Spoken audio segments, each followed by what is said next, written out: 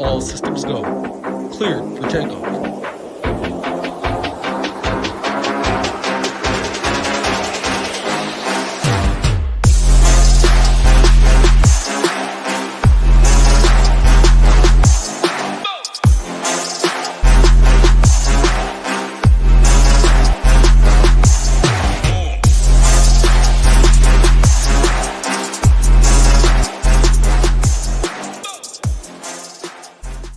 What's going on, everybody? We're back talking some fights. Big Marley and I, as usual, on Fridays, breaking down UFC card for the weekend. Pay-per-view time, baby. UFC 292 in Boston, Massachusetts, TD Garden. 2 5-round title fights. Sean O'Malley, Aljamain Sterling, Wang Zhao Li, and, or should I say, Weili Zhang, and Amanda Lemos.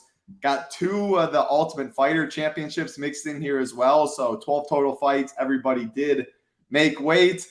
Good amount of people watching right now. I think a lot of that has to do with our man right here, Hebrew Cheetah, giving away 5 $200 tickets, $1,000 total. I will announce all of that pretty shortly. Put it in the Discord earlier. So if you are a member, you do know how we are giving them away. But got to bring in Big Marley first. Shout out people in chat, and then I will discuss some of the giveaways we are doing. How you doing on this Friday, Marley? What are your thoughts on this card?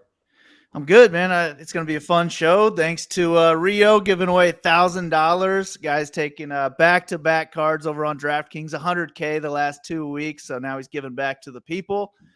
So thank you for that. I think it's a great card to do it on. We got $200K up top on DraftKings. 2 solid title fights. I'm a little bummed. I was invited to be a +1 with Sun Tzu on Twitter, but I have to watch the kids all weekend because the wife is working, so I had to turn it down. Didn't know who would babysit on such short notice, but hopefully I'll ship $200K at home, and then it'll make up for it. But thanks for the offer, Sun Tzu, and looking forward to this one. Yeah, Sun Tzu sharp out there. Hey, tough to turn down fights, man. Thankfully I don't got to worry about kids yet. I'd throw them somewhere in daycare, somewhere I'm throwing them, and someone's watching them. I'm going to the fights. No doubt about that. Got to shout out our partner at drafters.com. Of course, this show sponsored by Drafters. Use that promo code SHIPIT. They will match 100%, $20 all the way to $100. We did come out last week, the Blast Off bundle, our best price to date right now. NFL season coming up. 6 months from now, you get past Super Bowl Sunday, $321 a month, comes out to $53 a month. Projections, ownership, proprietary tools, core plays, cash reports for NFL, all of that for MLB as well, to go along with NBA, NHL, which will be going on during this time. MMA, of course, PGA, best ball, no better price in the industry, $321 a month, $53 it comes out to. Before I go into all this breakdown for the giveaway, got to shout out people in chat. Leadman in here, Bump in here, JRS, Hebrew Cheetah, Rybar's in here, Uncle C, Siggy, Brock, Connor Charger, Mike Carr, Rusty Jones. Appreciate all of you guys hanging out with us. Again, Eric Johnson, what's up? Shout out Hebrew Cheetah, who is doing the giveaway. So 5 tickets, 5 $200 tickets. The first one, how we're giving away 2 tickets, are going to founding family members. What that is, you guys know, if you're watching right now, if you're a founding family member, you know you are. You have the green thing in Discord. We promise at the start of ShipItNation.com to do a lot of giveaways to founding family members. Still have a lot of money coming their way as well, but always want to support those that have supported us early. 2 of those founding family members will get this ticket. All you need to do in the Discord, I already put it in the MMA chat, just tag Hebrew Cheetah. You can say a couple words to him, say thanks. You can literally just tag Hebrew Cheetah. He will put your name in a random giveaway, 8 p.m. Eastern today. He's doing 2 random generators, so there's no skill involved. It's completely random. Hopefully luck is on your side. 8 p.m. Eastern, he will do that tonight. Tag the 2 people in Discord. 1 person from this show right here will win. So we have a fighter in mind, featherweight and lightweight. So 145, 155. I cut it down to those 2. Rio told me a fighter he has in mind. Don't do it yet. This will be, when I say, somewhere halfway through the show or something. You only get 1 guess in the YouTube chat. If you guess the fighter right, you get that ticket. Whether you're a member, whether you're not a member, whatever it may be, just being in the show watching, you will get a guess. So that is going to be 1 ticket. Again, 145, 155ers. Don't do it yet, though. I will let you know when. One person will win a $200 ticket. It'll be next week. You will get it, but comment down on this YouTube chat after the show right now, whenever it may be, the total significant strikes in the main event. So Sean O'Malley, Aljamain Sterling's significant strikes, add them up together. Whoever is closest to that will get a $200 ticket for next week. So again, don't have to be a member there. If you're watching the show live or watching on playback, you have a chance to win that one.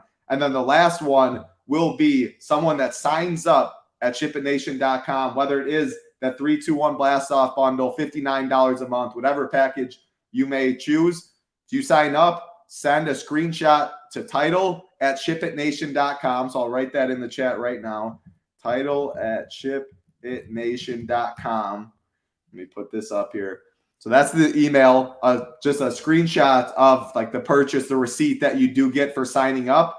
And then you will be live. Whoever sends me this email, if no one signs up, and again, I don't think you need to just sign up for this promo, but $59 a month, if only one person did sign up and send me that email, you automatically win and get a higher value there. But of all the people that email me before lock tomorrow, so 6:30 Eastern, all of those, I will put you guys in a random generator as well and select one new sign up for a ticket as well. So that was long-winded. What it is, though, 2 founding family members in a random generator. Get in the Discord MMA chat. Check that out now. One person watching this live show, have someone in mind in 145 or 155 division. Whoever gets it right, and again, only one guess, you guys will get it. Contact me after the show. One person in the comment section after the show, watching live or playback. Total significant strikes, Aljamain Sterling, Sean O'Malley, closest. We will reach out.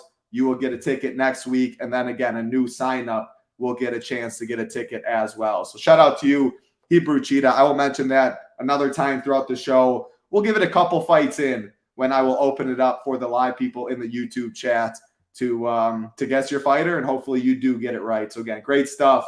Rio, Hebrew Cheetah, Thomas in here, Robert Pena in here. What is going on, guys? That's enough of that giveaway stuff, though. Huge shout out, Rio. We'll bring it up again. Hit that like button, hit that subscribe button. Helps us out a ton. We appreciate it. Takes 2 seconds out of your day. Let's talk some fights, though, Big Marley. 12 fights to talk about. Big boy prize pools. My overview of the slate. So most of the fights are supposed to finish on this card. You love to see that. Expect some big scores. Plenty of big favorites on this card, though, which means it's not a card I'm really looking to leave thousands of dollars on the table, especially 2 5-round fights, 2 pretty big favorites in those. Not a card that I'm looking to leave 2,000 on the table, which some cards are like that. So that's my initial breakdown of this slate. Start bottom to top as always, though. Kareem Silva, Marina Morose, 8,300 Silva, 7,900 for Morose. Minus 160, plus 140 on the way back are the odds. This fight's minus 115 to finish. Silva plus 170, Morose plus 350. Break this one down for us, Marley.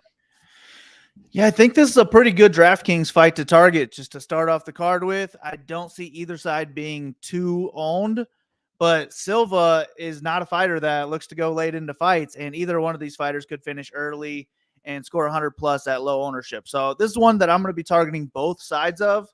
I am picking Silva to win. I think she can get a submission at some point. I'm just more impressed with her submission abilities. I think she has the higher ceiling in the sport, but who knows what she looks like if this fight gets out of round 1. I do think that Morose is going to be the better striker throughout the whole fight. I think she's probably going to have the cardio edge.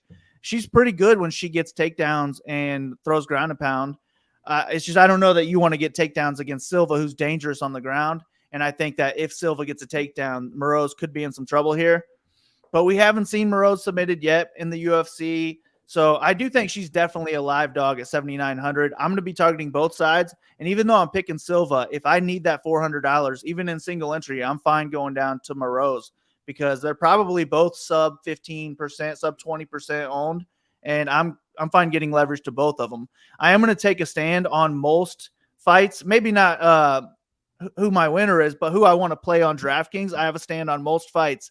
But this one and at least one other ones, I'm kind of just throwing into the pot, hoping I can get the right combination. I'll pick Silva by submission, but Morose might make it tough. And she's already submitted her before, like back like 9 years ago or something like that. I think she submitted her before. So you never know how that'll play into the mental factor for Silva. Yeah, 8 years ago. So this is the rematch you didn't know you needed. But 8 years ago, Silva, Morose got a first round submission. I threw it completely out of the window. Like 8 years ago, these girls developed so much. Silva was so young in that fight. But yeah, it's really interesting. So this is my favorite mid-tier fight.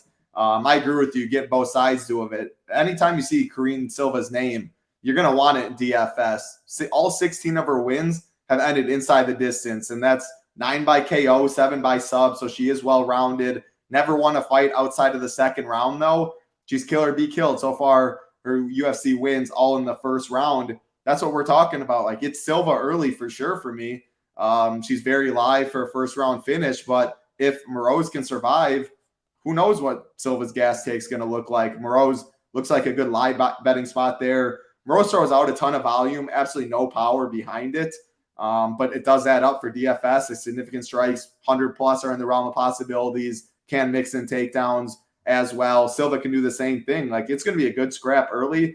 I think Silva has more upside there, but if she gasses, Morose has all the upside in the world at 7,900. So I'm taking the slight dog because if she gets out of round one, I know at least Morose will have the cardio. I don't know that about Silva. Maybe she just dies early, but one of my favorite fights to target right in the mid-tier. So definitely like it. I'll side with the dog. You slide with Silva, but it's a good one to start for sure. Big Marley always likes the first fight. Hey, first fight usually is a good one to target. Good question here for Drew Floyd for the giveaway on this YouTube. Is it a fighter on this card, a random current fighter, past fighter? Great question. It's just a current fighter, not on this card. I'll tell you actually for sure it's not on this card, and it's not a past fighter. So someone on the UFC roster who has been fighting in the 145 or 155 division. So we'll do that again in a couple fights. That is the first fight of the night. My favorite mid-tier fight, though. Another woman's fight, definitely not in the mid-tier, though. One of the bigger favorites, Natalia Silva, Andrea Lee, 9,400, Silva, 6,800, Lee, minus 330, about minus 300 now in some spots for Silva, plus 250 on the way back for Lee. This fight is plus 150 to finish, plus 145 for Silva, and plus 1,200 it is for Lee. So I'll throw it back to you in this one. What are your thoughts? Yeah, I don't love this fight. I do think it's a fight that probably goes the distance. Lee is a well-rounded fighter, and she can take fights to the ground, be okay in wrestling. She's a really good striker as well.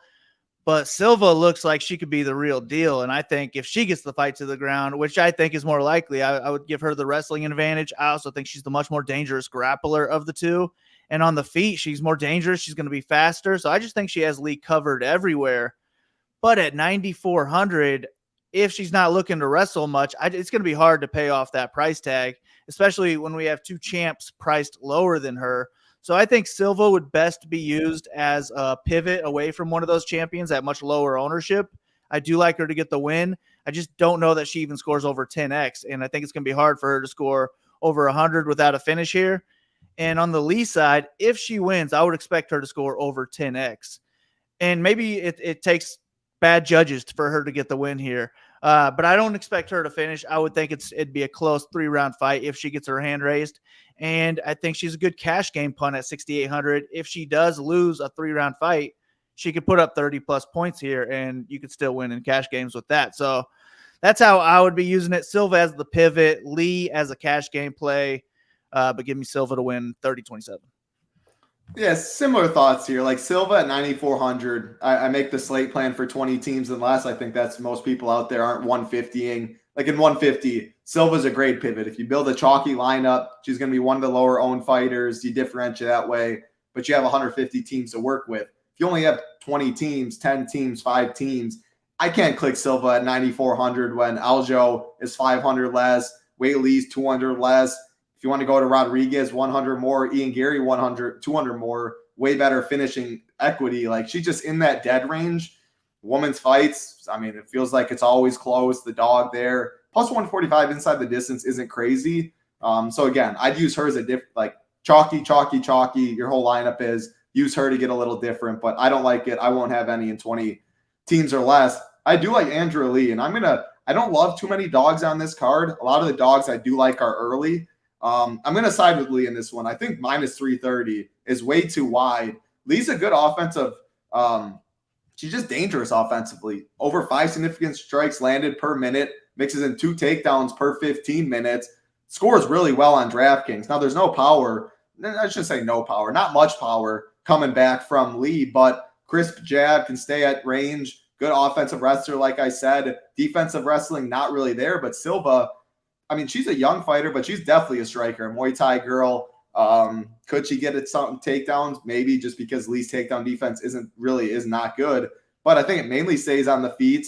Lee throws out a lot of volume. Silva's going to have the more power shots. But hey, if it goes to decision, which I think it does, close fight, 15 minutes, I definitely want the dog that's going to throw more volume in this fight, can maybe mix in takedowns. So yeah, no Silva. Give me Lee. I like her in DFS. I'm picking her to win. Definitely don't need finishing upside for. If she lands 100 significant strikes or a couple takedowns, I'll take any win at 6,800 on this card. So yeah, give me Andrea Lee to pull it off. Again, Silva is a big dog. So 2 dogs for me to start. Don't love too many on this card, but got to pick some. Like that one right there. Keeping it rolling. Again, giveaway, couple fights. We'll do the giveaway after the Ultimate Fighter Championship fight. So 3 fights left. Get that name in your head, and then we will start rolling after that.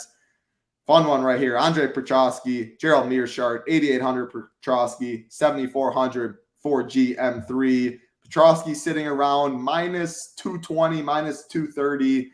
GM3 plus 185 on the way back. This fight's minus 270 to finish, plus 100 for Prachowski, plus 230 for GM3. So we all know GM3, and some people out here might never watch UFC. They're just here for a giveaway. Might not even play tomorrow. Hey, that's fine. I'd do the same thing. You can't turn down $200 or chance at $200. But GM3, looking for his 28th submission win in his career. The dude is a wizard on the mat.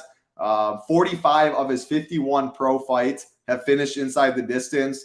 Dude is one kill jiu-jitsu, not much on the feet at all. He's getting up there in age, but he's always live. Anytime he's breathing, he's live. He can throw up anything and catch his opponent. He's getting a favorable matchup in Andre Prachowski in the fact of he's a primary wrestler. Like on the feet, I think Prachowski can maybe win a decision. If we see it standing for 15 minutes, it's going to be one of the worst fights we've ever seen. I think it has to touch the mat multiple times.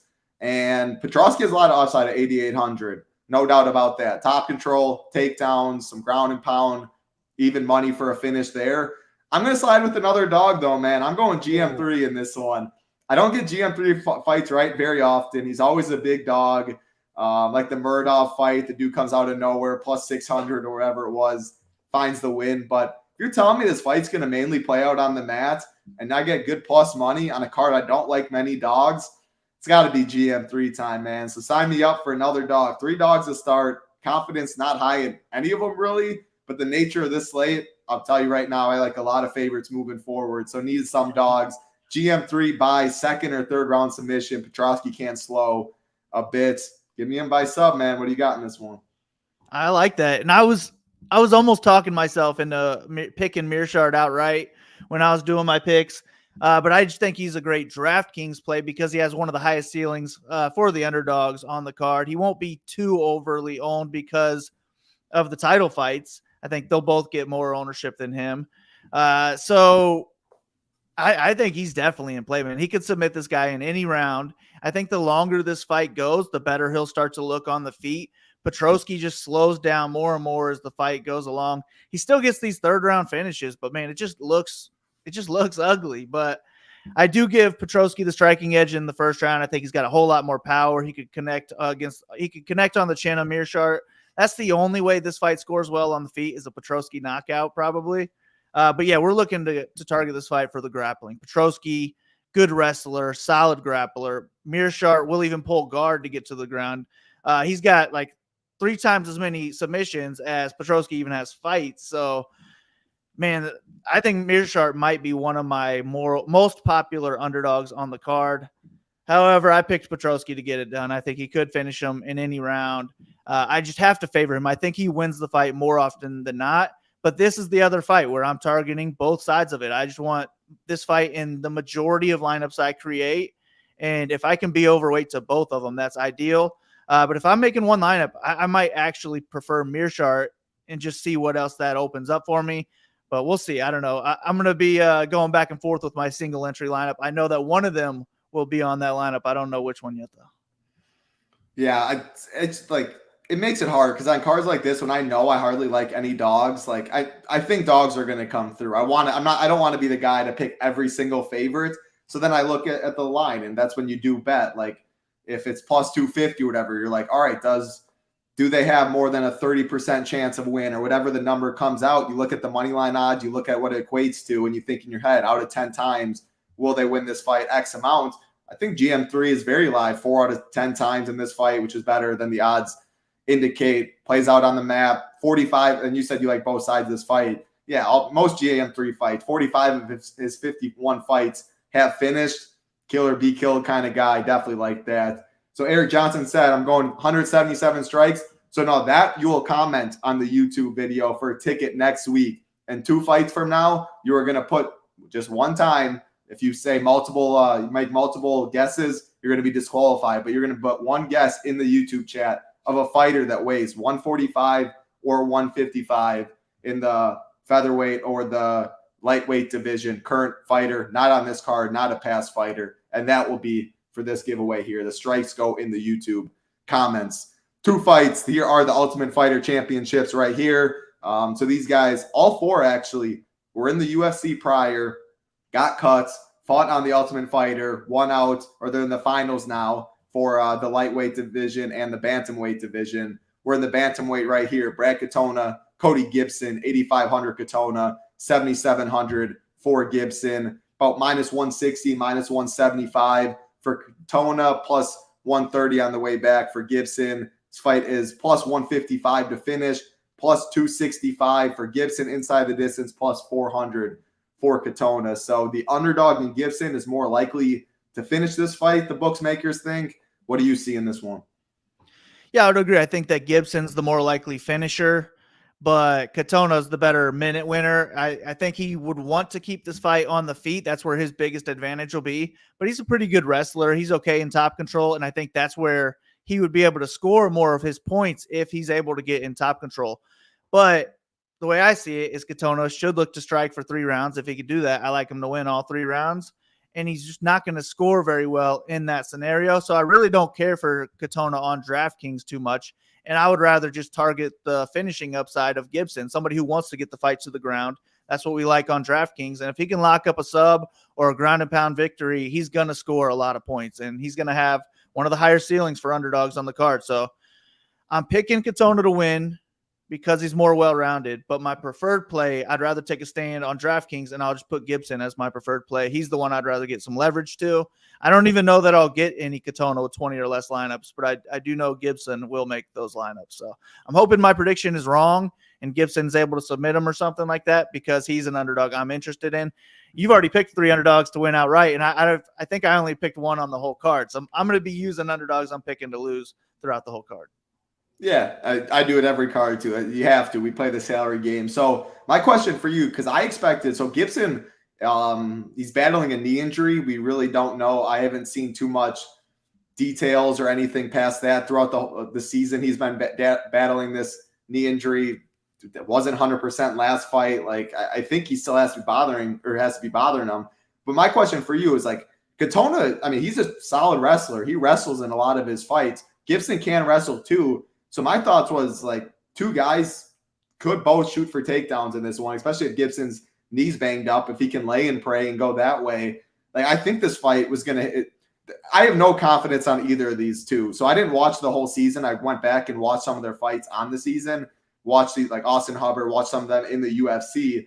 But I have no confidence in either of these 2 fights. So my plan right away, always transparent, is to be somewhere around the field on these guys, so my night's not over regardless of the outcome. A nut kick, a DQ, a draw, 180 point, like I don't care. I just don't want either of these 2 fights to end my night.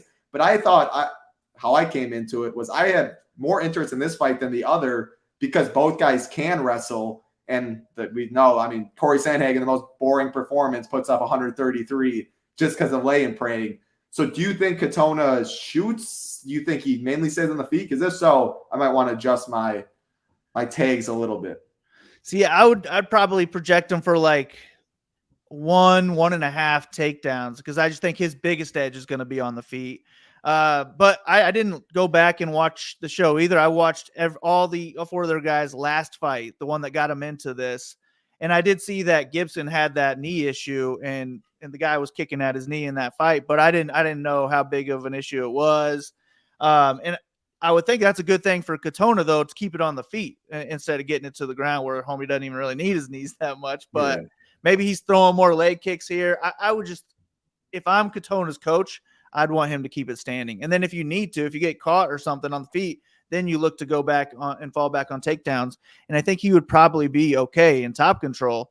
It's just that, in my opinion, Gibson's most dangerous on the ground. And I don't know that you want to play with fire when you probably have a clear advantage standing. Yeah, no, I hear that. Yeah, a lot of leg kicks for Katona.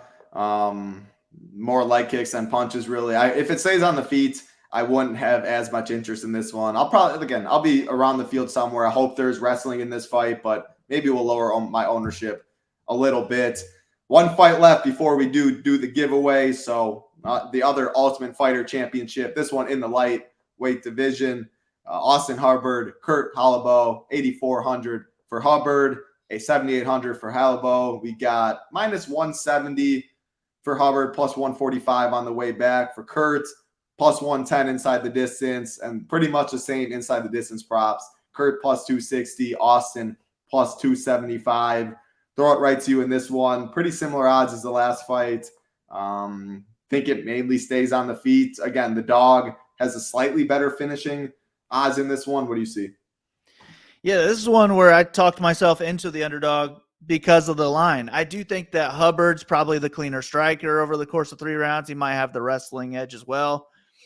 But he's just not that dangerous. I don't see him finishing Hollabaugh here, and I think Hollabaugh could finish him anywhere. So when I just feel like it's closer to a coin flip than it is a minus 170 for Hubbard. So I'm going to X out Hubbard, especially for 20 or less lineups. I just won't get to him. And I do like Hollabaugh, more so for that finishing potential. But I could see him landing 2 takedowns, having 4 or 5 minutes of top control, and close to 100 total strikes in this fight, and scoring well as an underdog, even if he wins a decision. So my interest is going to be Hollabaugh or pass here. I don't feel great about him winning the fight, but I think he could win by any method. And if he finishes, he's going to have a good chance at the optimal lineup. So I'll be overweight to Hollabaugh and definitely underweight to Hubbard, but probably full fading Hubbard here. I just don't see him scoring great in this fight. Yeah, similar thoughts here. Like, I'm picking Hubbard by decision. I know he has the cardio advantage. He's fought the better competition, had a decent UFC stint. But like you said, like, he's just not nearly as dangerous, and you want upside. Like, give me the $600 savings when he's the guy. Hollabaugh has finished 16 of his 19 fights, whereas Hubbard has finished 7 of his 15. I think this fight mainly plays out on the feet. That's why I initially had more interest in the prior fight we talked about, since Gibson or Katona can wrestle, whereas I think this one mainly stays at distance. I like Hollabaugh more for the 600 savings, the more finish equity, whereas Hubbard, I think, just tries to pace himself, uses cardio, take over that way, paw at the jab. Don't love the ceiling as much there. So plus 275 isn't crazy bad inside the distance props at 8,400 in the mid-tier. So I'd have him tagged as underweight. There's some other fades I like a little more, but definitely prefer the Hollabaugh side for DFS when talking upside, and we'll be underweight on Hubbard. But I do pick him to win a decision with his cardio. So here we go. Hollabaugh got more dog in him. We know Hubbard is. Totally agree with that, Rummy. Andrew Martinez, appreciate you stopping in and hit that like button. Not playing MMA. Maybe you'll play, though. If you're still watching, now is the time. So again, 5 tickets. Hebrew Cheetah's giving away 2 founding family members, 1 in the comment section for next week. Total significant strikes between Aljamain Sterling and Sean O'Malley, whoever is closest. Tune into the show next week or reach out somehow. I don't know how I'll reach out to someone random on YouTube, but you contact me. I put my email up here earlier, and then 1 ticket is going to someone that signs up at SHIPITNation.com. Monthly package, blast off bundle. When you do sign up, email me at title@SHIPITNation.com. Again, I put that up earlier. You can scroll up, and a little screenshot of the receipt of you signing up. Lock time, 6:30 Eastern tomorrow is the due date. If I only get 1 person that emails me, they get the $200 for next week. Otherwise, multiple people, they go in a random giveaway. Starting now, though, you can comment 145 or 155ers, one fighter. You only get one guess. Do not comment multiple times. Otherwise, you are disqualified. Ready, set, go in the YouTube chat. We'll be eyeing it up while we talk about the next fight on the card. Big Marley and I will be looking. Gregory Rodriguez, Dennis Talulin, 9,500 Rodriguez, 6,700 for Talulin. Just said about minus 360 for Rodriguez, plus 285 on the way back for Talulin. Minus 550 this fight to finish. Under 1.5, minus 205. Rodriguez minus 220 inside the distance. Talulin plus 335. This looks like a fight you definitely want exposure to, the most likely fight to finish. The question is, what game plan will Gregory Rodriguez come into this fight with? We always talk about it before his fights. Brazilian Jiu-Jitsu stud, all of this before the UFC, all these accolades. He comes in, he almost never shows it. 3.5 minutes of control time is most in any fight. He has power for hands, but man, Bruno Ferreira knocks him out. The fight before that, Chidi gives him one of the nastiest cuts right in the middle of his eyebrows. Like, he's taking damage. I'm starting to worry about the chin. Talulin hits like a truck, but that's all he's got. He's got no ground game. So Rodriguez takes the easiest path to victory, gets it to the mat. Should be all she wrote and pretty fast. If he comes in with the dumb game plan, though, I'm sure going to have some Talulin because he has first-round upside, which very few dogs have the type of upside he has. So what do you got in this one? Yeah, Rodriguez is just so much better than Talulin everywhere. I just think he's a much better striker. I think he's the more powerful striker. It's just that you never know, like, if he's going to be low volume and give Talulin a 15-minute striking match, what do these judges think? So he gives Talulin a path to victory there with just a 15-minute striking match. But more so, it's knockout or bust for Talulin. Rodriguez does have a suspect chin for sure. Talulin will be close to unowned, and I could see him getting a first-round knockout, just breaking the slate. So I do think he's an important DraftKings piece for that reason, but Rodriguez is just so much better everywhere. And if he gets one takedown, he's probably going to dominate the rest of the round if he doesn't finish. So if he's smart, he goes for takedowns. I don't think he is very smart, so who knows what he's going to do, but it's a good fight to target. I'm much more interested in the Rodriguez side, but I need some hedges on this one because he could go out there and get flatlined early. It could be the last time we see him just because that chin is so untrustworthy, but the skills are there for sure, and he's just very well-rounded, so much better everywhere. Yeah, I like it. We're lockstep there. So I will say no one has got it right so far. Again, you get one comment. I'm going to give it probably 2 fights, though. And if no one has got it since then, we got 67 people watching live. If you're watching live and you haven't commented in the YouTube chat, I mean, it can't hurt you one bit, so I don't know why you wouldn't. But we'll probably give it 2 fights. If no one has it yet, everyone gets another guess. So, again, none of these people have won so far. We will make sure to get this ticket before we get on out of here, though. So, if you haven't guessed, put it in the chat. Otherwise, I mean, 1 to 2 fights, we're going to run it back and do it again. Brad Tavares, Chris Weidman, 9,000 Tavares, 7,200 for Weidman. Tavares, another big favorite on this card, minus 260. Weidman plus 220 on the way back. This fight's minus 140 to finish. Weidman plus 400. Tavares plus 125. So as probably many of you guys know, Chris Weidman coming back after the brutal leg kick, broken leg injury, as gross as it gets. That was in April of 2021. I didn't think we'd ever see him back in the UFC. He's already getting up there in age. Already wasn't looking good in his fights prior. Good for him, though, man. And the UFC, I see what they're doing, trying to give him Brad Tavares and a guy that doesn't knock many people out. There's a lot more dangerous people in the division. But at the end of the day, Tavares has great takedown defense. Weidman wants to get the fight to the mat. He's a primary wrestler, averages over 3 per 15 minutes. If he can't take Tavares down, which I don't think he's going to be able to, I think Tavares lights him up on the feet, starts realizing no power is coming his way, walks forward. I think he eventually stops. Chris Weidman knocks him out in the 2nd or the 3rd round. I'll have some Weidman because if he wins, expect him to put on the wrestling shoes, a lot of takedowns, control time. He'll score well as the dog. But, man, the leg injury, he didn't look very good prior. I think Tavares ends up knocking him out. What do you see? You're on mute. My bad. There's a mute button on here, so I sometimes touch on accident. But yeah, I agree. Weidman was looking super washed going into his last fight, and then he snapped his leg in half, and now he's 39 years old. And I mean, it's going to be hard for him to turn back time. I think the only chance he has in this fight is to land, a takedown in every round and grind out the entire time on the ground, or lock up a submission at some point. If he wins, he's going to score well. So I do want some of them, and I don't think he'll have that much ownership. So I'm interested, but man, I just think Tavares is going to be a lot better on the feet, and I think that Weidman's chin is gone. He's been knocked out 6 times already, and I think at some point Tavares is going to connect and put him away. If it's in the second or third round, though, I don't think it's going to be enough points. So it's got to be early, especially like if Weidman goes out there, wins the first round. I think Tavares is off the optimal lineup, no matter when he wins the fight. So I think he would have to come out, spark Chris early, and then he would be on the optimal lineup. I don't know what to do with him, though. Is he going to be popular because people want to fade Weidman, or he's gonna be low owned? That's kind of what I'm thinking, is he'll be lower owned because he's just not a DraftKings scorer, and he's right in that range of Whaley and Aljo. Like, no one's gonna click that button and score bad in the past.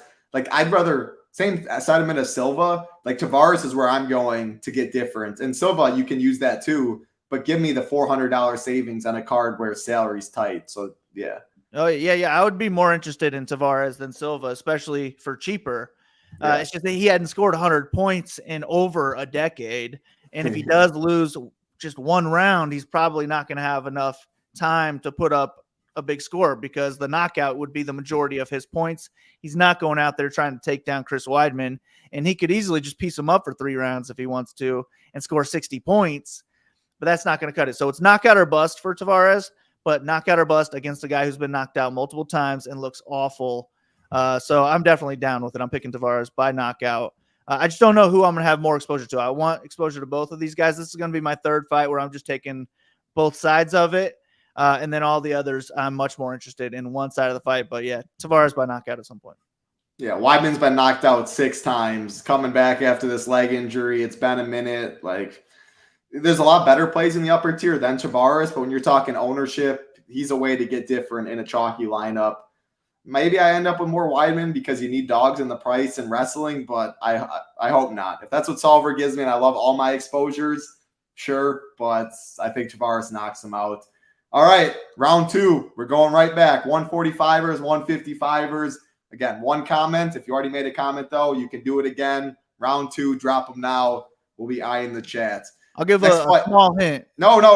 Next, we'll do that. No, not yet. All right, we got those coming later. All 145, 155, because a lot of people did guess a lot of names that you can cross off. So none yet. If we don't get it in this next one, then you can give a little hint. Okay, then an easy hint. Just go back and look at what people are saying, because if they said the name already, it's not a winner, okay? Yeah, no, if that's what you were going to say, that's fair. I mean, I have another one that we can say for later. Oh, bang. Over. Ross K, baby. Ross K. Jalen Turner, the tarantula. Congrats, Ross. Shake my head to Dan Hooker for eating that head kick. Costing me plenty of cheese. But there we go. Jalen Turner. Great stuff, Ross K. So hit me up. If you're in the Discord, if you're a member, just hit me up in the Discord. If not, totally fine. Title at, I'll put it right up here again. Title at SHIPITNation.com. Send me an email. Saying that you got it, and we'll get you the tickets. So congrats, Ross. Jalen Turner was Rio's pick. Absolutely loved that pick. All right, keeping it rolling. Again, that is one of the 5 ticket giveaways. You'll be live if you sign up for a package at SHIPITNation.com. If there's 0 people, we'll figure out how to give another ticket away.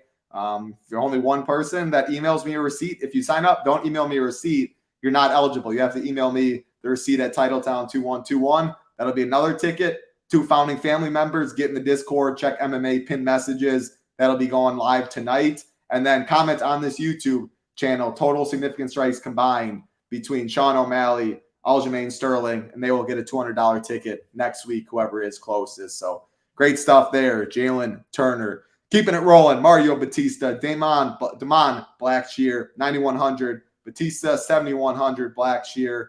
This fight is minus 205, minus 220. Bautista plus 175, plus 180 on the way back. For Blackshear, minus 135 this fight to finish. Bautista is plus 160 inside the distance. Blackshear plus 300.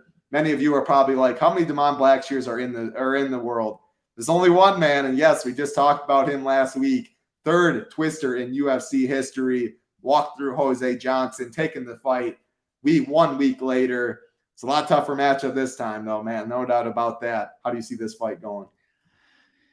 Yeah, I do think that just since he's come back so quick and that twister being right there in people's minds, I think Blackshear will be one of the more popular underdogs on this card.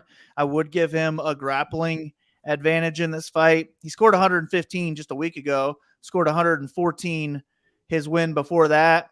So at 7,100, this guy definitely has slate breaking potential, but I think I'm just going to let the field take their chances on him. And I'm either going to look to other fights or maybe take some shots on Bautista, who I think will go overlooked. I do like Bautista to have the striking edge here. I also think he's the better wrestler. If he wants to go out there and land takedowns, I think he could. And the longer this fight goes, I think it'll favor Bautista, and the wrestling should get even easier there. So at low ownership, I'm a little interested in the Bautista side, but I'm more so interested in just hoping that he wins and scores 85 points and doesn't make the optimal lineup, because I'm not going to have a lot of this fight overall. I just think that he is going to be our winner. He can control where this fight takes place. And if he doesn't get submitted in the first half of the fight, I just like him to take over and get the win at some point. He has scored over 104 points in the last 4 wins. So he's got a ceiling as well. And he's just more of a pivot away from those champions and Prachowski and those other guys who are going to be much higher on. So Bautista will be my pick and preferred play in this one. Yeah, I'm with you too. Like I'll definitely have some Blackshear. I mean, what he showed off last fight, prior to the UFC, fought good competition, came in, took a couple days notice against Zalal, dominates early, 10-8 in the third for the draw. It's just such a tough matchup for him. Both guys have a wrestling background. So I hope it hits the mat. I think guys will shoot. If we get it on the mat, the scrambles are going to be nuts. Scoring is going to be well in this one. On the feet, though, which is why I'm favorite, because I think kind of the wrestling negates each other. On the feet, though, I got to favor Bautista. I think the leg kicks are going to be crisp. The jab, I think he has the power advantage. Whereas I think Blackshear needs the fight on the mat. And whoever's on top, if they can stay safe, you can rack up points. I think it's a high-paced fight. I like targeting in DFS. It's supposed to finish at the price tag, like 7,100 Blackshear on a card I don't love many dogs. He'll definitely be in the pool. Bautista, I think we talk about it, right in the Whaley Aljo range, sandwich between them, going to get overlooked. Not as overlooked as Tavares, but in a vacuum, I like Bautista more. Should be pretty low owned. People are going to play Blackshear, probably more people than if they saw what happened. If they didn't see what happened last week, Blackshear is going to be higher owned because of people seeing that twister. A little ownership leverage that way, ownership leverage in the upper tier makes your roster different. I think Bautista finishes his fight probably the second, third round, maybe.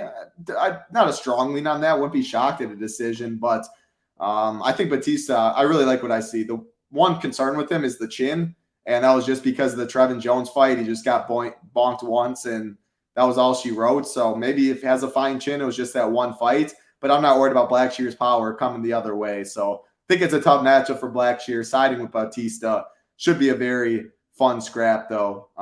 Decision, I don't know. Decision, late finish, it's tough for me. The more I think about it, maybe both guys got good cardio. Not worried about Blackshear, even though he's taken on short notice. He just had a full camp. So decision, I think, is my lean a little more than late finish, now that I'm saying it. But interesting fight there, somewhere around the field. I like others in the upper tier more. Some like other dogs more, but it's a fight that I'll be somewhere around the field on. Not this fight. Don't like this one in DFS. Pretty good fight, real life, though. Chito, Marlon Vera, Pedro Munoz, 8,600 Vera, 7,600 for Munoz. Fight minus 180 we got for Chito. Yeah, about minus 185, plus 160 on the way back for Munoz. Plus 230 this fight to finish. Plus 255 for Chito. Plus 900 for Pedro Munoz. I just can't really get to much of this fight. Chito Vera, he loses the round one in every single fight. If he loses the round one in this fight, even if he gets a second round knockout, not sure it's enough at 8,600. He's low volume. I think this fight stays on the feet. I mean, I just can't get to Marlon Vera when I think he drops round 1 like always, has to win the next 2, not going to score well for 8,600. So one of the easier fades for me. And then Pedro Munoz, like, he doesn't throw much more volume. I think he wins round 1. He can easily win a round 2 or 3 and get the decision. But even in a decision, 70 points, 75 points, I think it stays that range. They trade light kicks, 2 of the better calf kickers out there. Both guys have never been knocked out. They have 2 guys with 2 of the best chins in the UFC. So I think it goes to decision. I think it stays on the feet. Don't think it scores well. Yeah, well said. I'm not going to have any Cheeto here just because I think the name will get enough ownership alone. And without 5 rounds to work with, it's going to be hard for him to make the optimal lineup, especially with him starting slow and probably dropping the first round against a guy who hasn't been finished. So, yeah, Cheeto, exit him out of my player pool. I'm a little interested in Munoz just as a live dog. I think he could win the first and second round here and score 65 to 75 points. Maybe that can get it done at 7,600. I think he's kind of like Andrea Lee, where I just don't see 100-point ceiling from him. But I do think he's live to win a decision and just not score great. But I think he's more live than she is, but he's more money than she is too. So I think I just like him a little bit more based on his winning potential. But I'm fine just fading this fight and hoping that neither one of them even scores 70 points. I think that the winner is kind of capped at 80 points in a decision in this one, and neither one of them are getting finished most likely. So give me Vera to get the win. I think he's a decent live betting opportunity. Just wait for him to lose the first round and go out there, bet him at plus money. And I think he can win the second and the third. I do think he's more dangerous. Just I see him taking this one 29-28, scoring 70 points and not getting there. So I'd prefer Munoz on DraftKings, but Vera's the pick. Absolutely love it. And so far, so Ross did reach out for the ticket. We'll get you covered. Just emailed you back. And then did get one. Jeremiah did email me the receipt of signing up. So far, for sure, we will have at least one ticket, or that one ticket. It will for sure be given away. If no one else signs up, Jeremiah, again, I just emailed you back, 6:30 Eastern, that locks. Otherwise, if you do sign up at SHIPITNation.com monthly, blast off bundle, screenshot the receipt of that, email title at SHIPITNation.com. That will be going live. And if you are a founding family member, get in the Discord, go to the MMA chat, check pinned messages, make sure to be live for that giveaway. Ownership coming in high as Pedro as a dog, since everyone knows he loses round 1.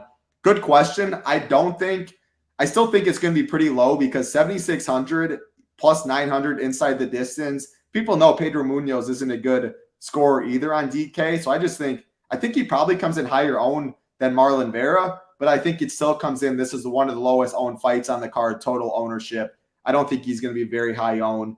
I'm going to play a little. I have him tagged as underweight and Vera fade because I don't like many dogs on this card. This is a realistic card. I think you could see all 12 favorites win. Or if like Munoz was the only dog, 75 could be enough at 7,600. It's not something I want, but on this card, I don't think it's the craziest outcome to get there. But to answer your question, no, I don't think ownership will be very high. And I'm sorry, man. Got to keep that between us. Sorry, man. I didn't even think of it like that. I apologize for it, but hey, keep it rolling. Next fight on the card. I do feel a little bad. Ian Gary, Neil Magni, 9,600 Gary, 6,600 for Magni. The biggest favorite on the card is Ian Gary, minus 500, plus 375 on the way back. For Magni, minus 175 this fight to finish, minus 170 for Gary, inside the distance, plus 1,000 for Magni. So Ian Gary is supposed to fight Jeff Neal. Jeff Neal to pull out. What an absolute banger that would have been. Fortunately, Neil Magny steps in. He's a grinder. He's been around. He's done that. He's fought everybody. I like watching other fighters more. I think a couple other names that were thrown into the Kevin Holland of the worlds and stuff would have made this fight a little more fun. But Ian Gary loves to talk shit, man. And Neil Magny is definitely pissed at him. There's no doubt about that if you're watching press conferences. I think Gary knocks him out. I just hope it's not in the first round because 9,600, I like Whaley more. I like Aljo more. They're a lot cheaper than like Prachowski 800 more. Like on a card I don't love dogs, salary means a lot. 9,600 is a lot. First round KO, he could still score 110. I'm not sure that's enough. He's not going to bring it on the feet. Magni's going to try and play the clinch, the wrestling game. I think Gary knocks him out. I'm hoping it's not first round, though. I'm going to be underweight because of the price, the nature of the slate. And I definitely don't like Magni. Yeah, I'm the same. I think that Magni's just in play because this line is a little bit wide. I think he has a clear edge on the ground if he can get it there. And if Magni wins, I think he's scoring over 10x with any method of victory here. And Gary's the guy that people are looking to fade, but not this week. So I think maybe now's the time to get Magni at 7% ownership. I'm kind of fine matching the field on that, going up to 10%, something like that. Where I'm not looking to get any leverage on Gary. I think he's more of a first round knockout or bust. Maybe he can get there in second round knockout at 9,600. But if he goes the distance, there's just no way he's going to be on the optimal lineup competing with Sterling if he wins, competing with Zhang if she wins, and then some of these other favorites that we've already talked about. So I would rather just get leverage on the Magni side if I'm getting leverage on either one of these guys. But this is going to be one of my least favorite fights to target. I do think Gary wins, probably knocks him out at some point. But if it's not early, that $9,600 price tag is just going to be too much to cover. So I'll be looking elsewhere. Maybe I'll get 10% or so of both of these guys because they are in play for the optimal lineup. But I think the most likely outcome is Gary scores 100 or less points and doesn't make it. That's sure what I'm hoping, yeah. Survive round one, Magni. So Gary's plus 135 in round one. So he's not favored to finish there, and I think he needs to even have a chance at the optimal. But like Hebrew Cheetah said, our man, could be a Bo Nickel situation because he's overpriced. The nature of the slate, he comes in lower owned. I wouldn't be surprised if he comes in 25% owned, right in that range, which on a card that we've had recently with so many live dogs, only one 5-round fight, he could be 40% on different cards, just the nature of the slate and everything. So yeah, I think 25%, 30% sounds about right. So makes sense. I mean, if Hebrew Cheetah likes him, then I like him because nobody's hotter in MMA than Hebrew Cheetah right now. Yeah, you got that right. What's going on, Danny? Appreciate those words. Yeah, it was a good show with Liam this week. Marley and I doing the best ball on this channel, and then I joined Liam as well on his. So I appreciate that, Danny. What's going on? G. Kiefer, hope everything is going well with you. 2 fights left on the card. We appreciate that like button. Appreciate that subscribe button. As always, 5-round fight time, main event in the women's division. Weili Zhang, Amanda Lemos, 9,200 Zhang, 7K for Lemos. Big favorite, minus 330, plus 270 on the way back for Lemos. Minus 325 for this fight to finish.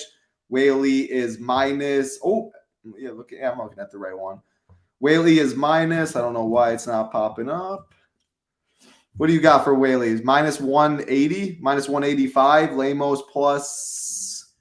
It's not loading for me right now. Let me, I don't have it up right now. All right, so we got fight ends inside the distance, minus 325. Where? It's not on fight. Yeah, I'm not seeing it on there either. Okay. So I don't know why it's doing that, but when I looked earlier, I want to say it was minus 180. I don't know why FightOdds.io is the best thing that I look at right now. Used to be best fight odds, compare all the books. Now that's changed.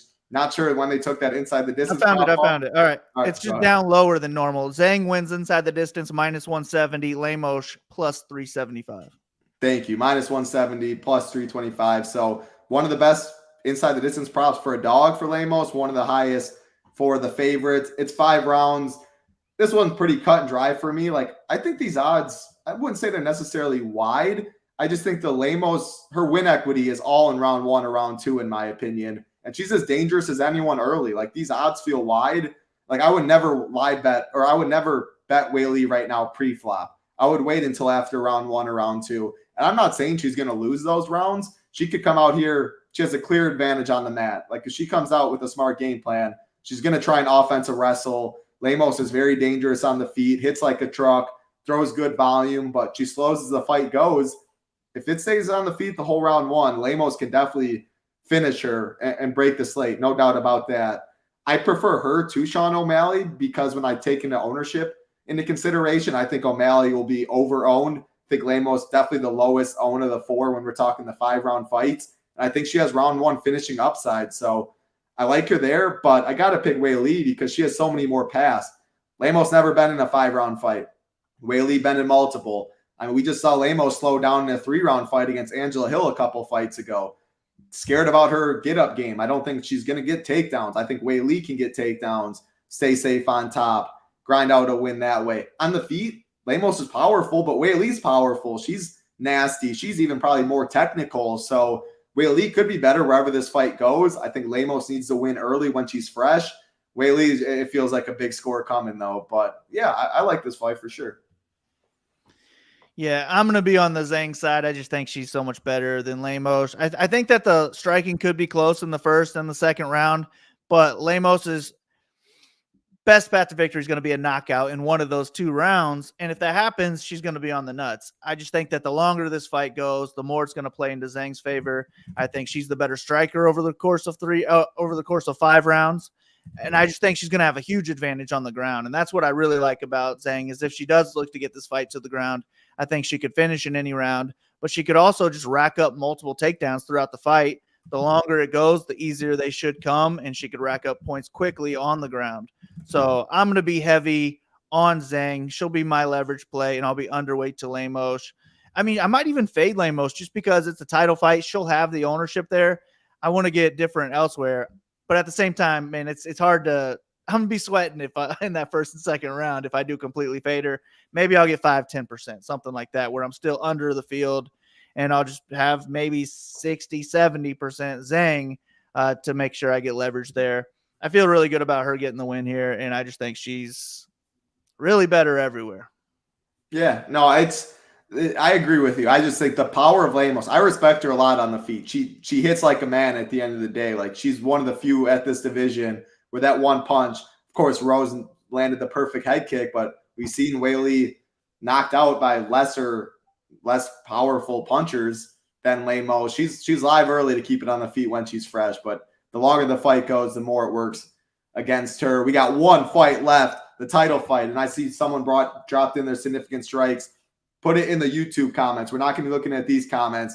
After the fight, to get a ticket, Aljamain Sterling, Sean O'Malley, the combined significant strikes of this fight. Whoever's closest, I'll be looking through the comment section. Next show, next week, we will have the winner. We'll look back. Be in the YouTube chat or contact me, Titletown2121 on Twitter, an email, something like that, so we can get you that ticket, whoever is closest next week. But drop it in the comment section below, whether you're watching live or on playback. You are live to win this one. Aljamain Sterling, Sean O'Malley, 8,900. Aljo, 7,300. Sugar Show, about minus 265 for Aljo, plus 225 for Sterling. This fight is minus 250 to finish. And again, oh, there it is. Plus 110 for Aljo, inside the distance, plus 220 for Sean O'Malley. So, man, I think this is Aljo's last fight at 135. I think he wants his boy Merab to get his chance at the title. 2.5 hours after weigh-ins, I saw a tweet that Aljo already weighed 9.5 pounds or something like that, like 144.5 in 2.5 hours. He's going to come in 160, something like that. Dude cut so much weight, grown-ass man. It's a clash of styles at the end of the day. Sugar wants it on the feet. He's got knockout ability, throws a lot of volume, clear advantage on the feet there. Aljo wants it on the mat. Next level grappling, great wrestling. His back takes. If he takes Sugar's back for a round, it's either the whole round is easily Sugar's and Sean O'Malley is going to score, or the full round's either Aljo's when he's on the back and Sean's going to score no points, or he's going to get submitted, is how I see it. Got to go with the grappler, the wrestler in this one. Aljo's just been so dominant. I don't think O'Malley, I'm not saying he doesn't deserve this. I thought he lost to Piotr Jan. It's a good fight. I thought the odds would be a little wider, to be honest. I just think the strength advantage, I think he does peel O'Malley to the mat. I don't think O'Malley's takedown defense is bad, but there's levels, and when it's on the mat, I think Aljo's on a different level. I think he finishes, probably submits him at some point, maybe mounts and pounds him out that way. The last thing to mention before I throw to you, Hebrew said Min 1, Weili, or Aljo. I am making that rule with 20 teams or less for sure, and I'm still debating if I want to do that in my 150, but I think they're going to be the two most popular fighters on the card, which is the only hesitancy I have a little bit. But, man, I think they both win. They both have wrestling upside. They're both underpriced. They're both 5 rounds. Like, I'm leaning to making that rule, but I'm not for sure in 150. Definitely doing it in 20 less. What do you got in this one?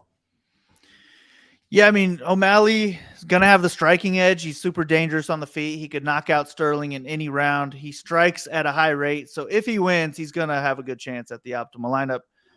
The issue for O'Malley is that he's not going to go in there against another striker, and Sterling's going to mop the floor with him. Sterling's my favorite play on the slate. Why go out there and test your striking in this one when you should have a clear edge on the ground? I like Sterling to have a big wrestling and grappling edge.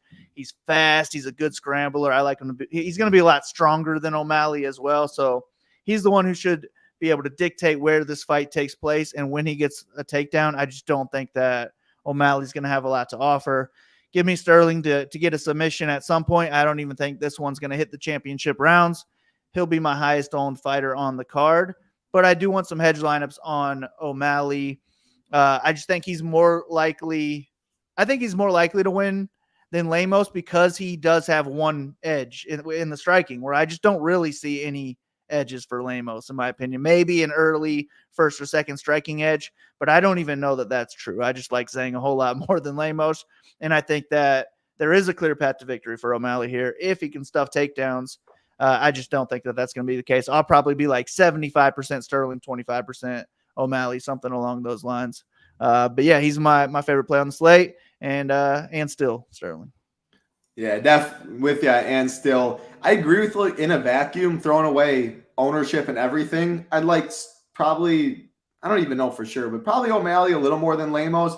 But I think Sean comes in as the most popular underdog on the slate. True. I think he could be like 34%, something along those lines. And Lemos could be like 20%. So if you're telling me it's going to be a 14, 15% ownership discount, it's Lemos all day for me. I think O'Malley comes in over-owned. I really feel good about Aljo. If you're telling me they're going to be the same ownership, yeah, I prefer O'Malley than know how you build certain lineups. Like you can make Aljo, Weili lineups. Just that's when you mix in Tavares, mix in who else is a really low-owned dog on this card. Cheeto Vera, he's not a dog, but mix in low-owned people. Talulin should be pretty low-owned if you are going Weili, Aljo. Always think in MMA, there's only 6 spots you can pick, 24 fighters on the card. Don't stack. Only so many combinations. You got to think about ownership, which we have over on the site at SHIPITNation.com when you are building lineups. All of our content will be up sooner rather than later. SHIPITNation.com, fight breakdowns, Marley's fight rankings, core plays, tier rankings, projections, ownership, all to go along with PGA content, MLB, which we'll have later, show content as always. NFL will be here before we know it. NBA, NHL, can't talk, will be here in a couple months as well. No better time to join.